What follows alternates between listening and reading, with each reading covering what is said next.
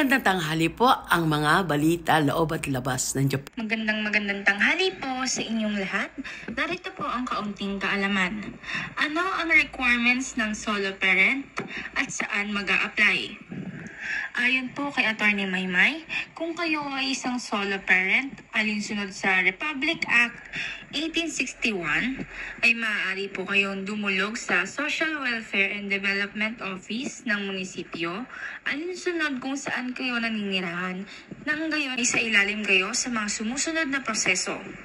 Una ay kinakailangan mo na mag-fill up ng application form para sa mga solo parent.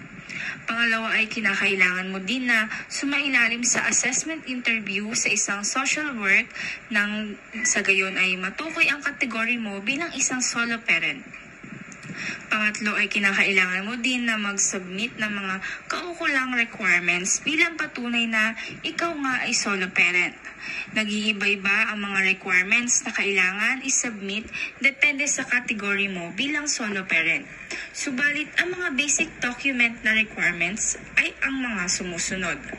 Una ay kinakailangan ng isang sinumpaang salaysay kung saan nakalahad ang mga details kung paano ka naging solo parent at kinakailangan mo rin isubmit ang mga birth certificate ng iyong mga anak at certificate of residency galing sa inyong barangay. Last ay required ka din na umattend sa isang solo parent orientation seminar. Muli, narito po ang kaunting kaalaman. Sino ang responsible sa pagpapalibing sa namatay? Ayon po kay Attorney Cam, kung ito po ay ililibing, ang pinag-uusapan ay funeral arrangements. Ayon po sa batas, kailangan po nating galangin ang nais ng namatay. Kung mayroon siyang huling habilin, kung paano ang kanyang funeral arrangement, yun po ang susundin.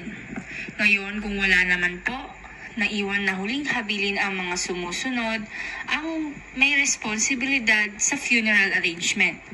Una ay ang spouse o ang asawa. Pangalawa po ang descendants in the nearest degree. Ito po ang mga anak. Pangatlo, ascendants in the nearest degree. Ito po ang mga magulang. If wala naman po, maaari po ang brothers and sisters o ang mga kapatid. Narito po ang kaunting kaalaman. Magkaparehas ba ang legal separation sa annulment? Ayon po kay Attorney Cam, ito po ay magkaiba.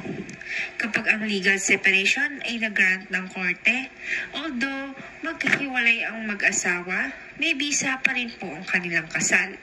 At kapag may bisa ang kasal, hindi po maaaring magpakasal sa iba. Ang annulment po o declaration of nullity of marriage, pag nag-grant po ng korte, hiwalay ang mag-asawa, wala na bisa ang kasal. Kaya pwede na magpakasal muli sa iba. Ito po ang kaunting kaalaman. Ako po si Ali na mag-usap tayo with Vicky Ozawa. Magandang tanghali po.